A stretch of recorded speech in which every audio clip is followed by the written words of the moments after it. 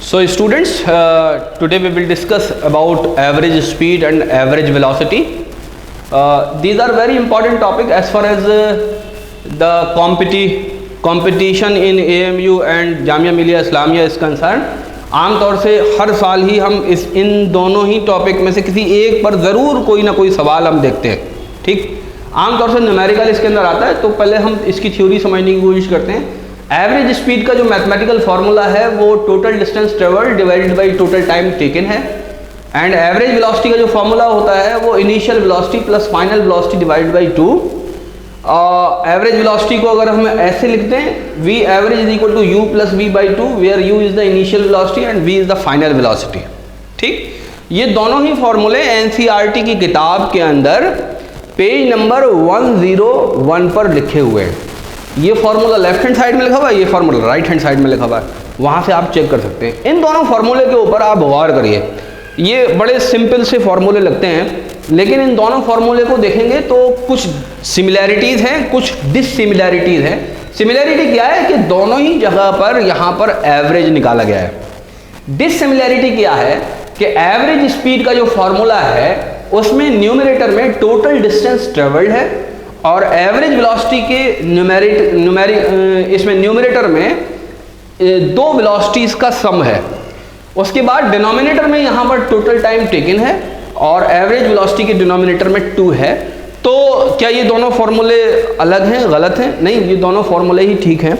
अगर आप average velocity के फार्मूले को देखते हैं तो आपको ये पता चलता है कि ये कुछ ज़्यादा एवरेज लुकिंग लगता है, क्योंकि यहाँ पर दो वेलोसिटीज़ के सम का, दो वेलोसिटीज़ का एवरेज निकाला गया है। तो ये तो ऐसा लगता है कि वाकई में ये एवरेज है, लेकिन ये नहीं लगता हमें।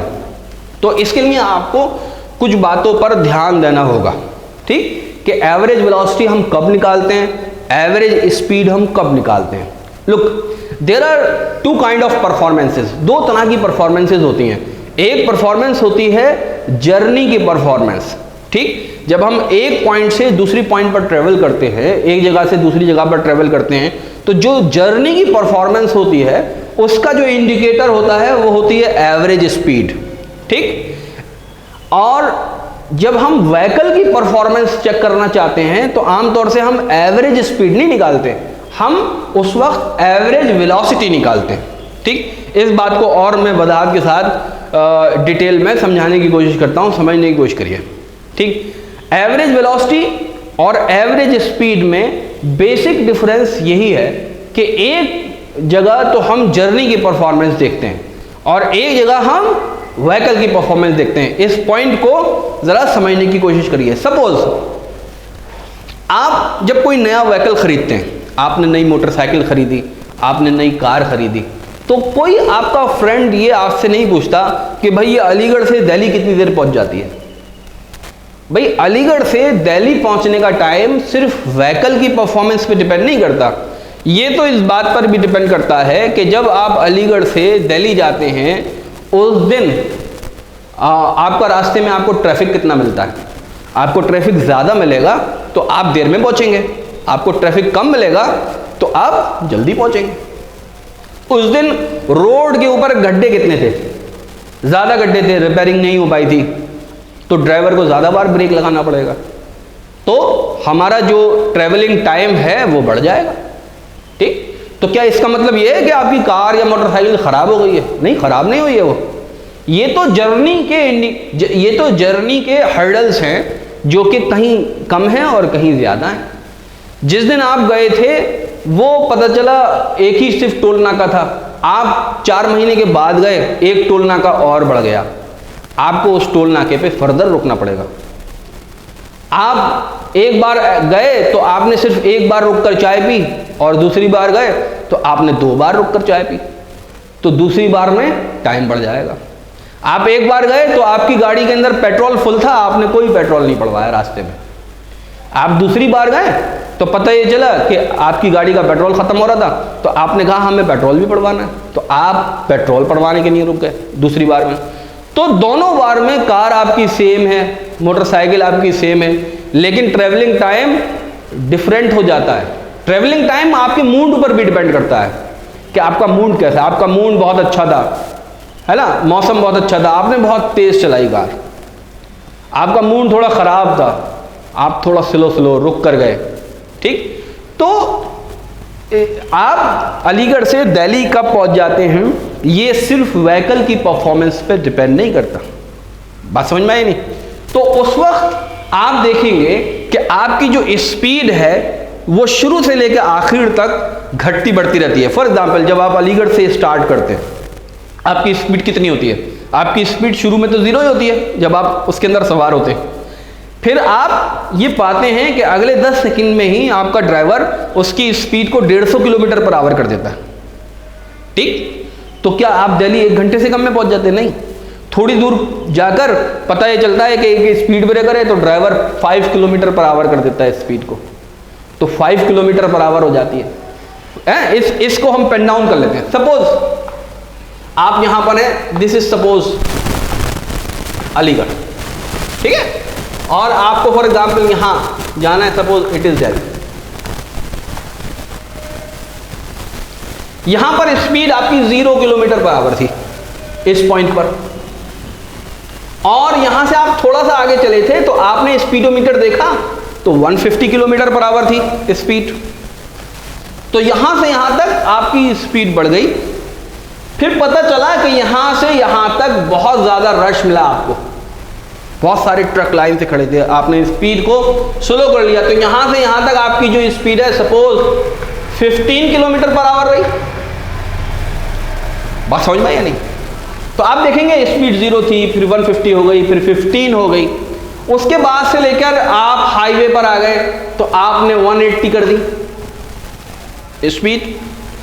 फिर पता चला टोल नाका हुआ तो यहां पर पता चला यहां पर वापस 0 हो गई, या कहिए यहां पर 2 किलोमीटर पर आवर हो गई। उसके बाद फिर आप 150 की स्पीड पर चले और यहां पर आपने एक हॉल्ट लिया, यहां पर फॉर एग्जांपल आपने हॉल्ट लिया तो यहां पर फिर वापस 0 हो गई, ठीक, और फिर यहां से यहां तक फॉर एग्जांपल 120 स्पीड रही। तो आप देखेंगे throughout from Aligarh to Delhi the speed is changing randomly, ठीक है, रैंडमली या depending upon your mood the speed is changing non uniformly. कोई यूनिफॉर्म चेंज नहीं है इसके अंदर कि यूनिफॉर्मली चेंज आ रहा हो।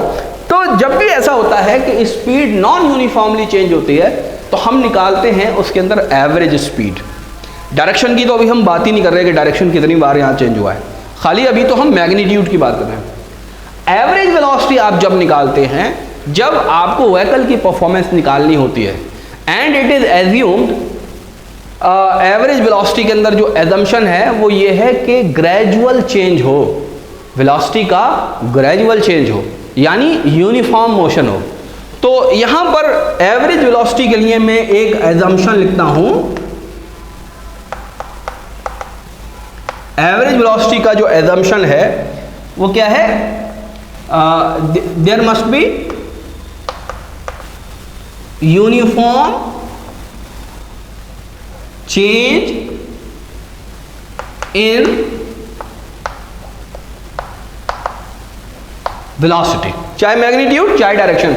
9th क्लास के लेवल तक हम सिर्फ मैग्नीट्यूड ही पर कॉन्सेंट्रेट करते हैं, आमतौर से डायरेक्शन पर नहीं करते। तो यूनिफॉर्म चेंज होना चाहिए वेलोसिटी में। यूनिफॉर्म चेंज क्या मतलब कि इनिशियल वेलोसिटी, कोई पर्टिकुलर शुरुआती वेलोसिटी से लेकर फाइनल वेलोसिटी तक पहुंचने में जो वेलोसिटी बढ़ेगी या घटेगी वो यूनिफॉर्मली चेंज होनी चाहिए। सपोज आपने पूछा कि भाई आपकी कार का या आपकी मोटरसाइकिल का पिकअप कितना है, तो पिकअप के लिए आप क्या करते हैं कि पता चला 0 किलोमीटर पर आवर स्पीड थी, ठीक, यहां से बढ़कर और वो 100 किलोमीटर पर आवर कितनी देर में हो गई? सपोज ये किसी ने कहा ये सिर्फ 4 सेकंड में हो गई, ठीक। तो 0 से लेके 100 तक 4 सेकंड तक ये स्पीड बढ़ी है। तो 4 सेकंड में ऐसा नहीं कि पहले सेकंड में तो सिर्फ 10 बढ़ी और आखिरी 3 सेकंड में 90 बढ़ी, यानी आखिर के हर सेकंड में 30 बढ़ी, ऐसा नहीं, बल्कि ग्रेजुअल चेंज होना चाहिए। ग्रेजुअल चेंज पहले 1 सेकंड में वो 25 किलोमीटर बढ़ेगी, 25 किलोमीटर पर आवर। अगले दूसरे सेकंड में भी वो 25 किलोमीटर पर आवर ही बढ़ेगी, तो चारों सेकंड में मिला के वो 100 किलोमीटर पर आवर हो जाएगी। तो इस वाले केस में आप एवरेज वेलोसिटी निकालेंगे जब यूनिफॉर्म ग्रेजुअल चेंज होगा। जब ग्रेजुअल चेंज नहीं है, नॉन यूनिफॉर्म चेंज है, कभी 0 हो रही है, कभी घट रही है, कभी बढ़ रही है, और कभी मोड़ रही है, कभी रुक रही है, तो ऐसे वाले केस में आप एवरेज स्पीड निकालेंगे। स्टूडेंट सबसे बड़ी गलती जो न्यूमेरिकल सॉल्व करने में करते हैं, वो क्या करते हैं कि पूछी जाती है एवरेज स्पीड और फॉर्मूला रख देते हैं एवरेज वेलोसिटी का, तो दो स्पीड भी दे देते हैं, वो ट्रिक लगाते हैं थोड़ा सा एग्जामिनर, 2 स्पीड भी दे देते हैं, तो स्पीड दोनों स्पीड को स्टूडेंट जोड़ के डिवाइड बाई 2 कर देता है। तो ये सिर्फ आप जब ही करेंगे जब यूनिफॉर्म मोशन होगा। अगर नॉन यूनिफॉर्म मोशन है तो उसके लिए आप टोटल डिस्टेंस ट्रेवल्ड निकालेंगे, पूरी जर्नी का टोटल डिस्टेंस ट्रेवल्ड अगर नहीं भी दे रखा तो आप वो निकालेंगे और उसको फिर टाइम से डिवाइड करेंगे जितनी देर में वो जर्नी हुई है। तो मैं इसके न्यूमेरिकल सॉल्व कराऊंगा, उस वक्त आप इसको और ध्यान से देखिएगा इस लेक्चर को। Okay, thank you very much.